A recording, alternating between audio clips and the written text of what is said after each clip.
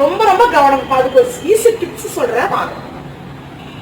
இப்ப பாத்தீங்கன்னா நீங்க பேக் குறிச்சிட்டீங்க. பேக் குறிச்சுன்னு நீங்க என்ன பண்ணணும்னா இந்த ஃப்ரண்ட் சைடு இருக்கு பாருங்க. இந்த ஃப்ரண்ட் சைடு எப்பவுமே பேக் சைடோட ஷோல்டர் பக்கமா இந்த கழுத்து வர மாதிரி வச்சுக்கணும். நல்லா கவனமா பாத்துக்குமா. அதாவது கிராஸ் கட்டிங்னா நீங்க கிராஸாவே தான் வைக்கணும். நேர் கட்டிங்னா நீங்க நேரா தான் வைக்கணும். அதாவது பேக் சைடுக்கு ஷோல்டர் பக்கத்துலயே ஃப்ரண்ட் நெக் வர்ற மாதிரி நீங்க வச்சுக்கணும். அப்படி வச்சுட்டீங்கன்னா இந்த பிளவுஸை இப்படி நீங்க போட்டதுக்கு அப்புறம் அப்படியே திருப்பினீங்கன்னா இந்த பக்கம் வருது, இந்த பக்கம் வலது பக்கமா வரும். சரிங்களா? இப்ப நீங்க போடுறவங்க இது எடுத்து பாரு, இப்படி வச்சு பாத்தீங்கன்னா வலது பக்கமா தான் வரும்.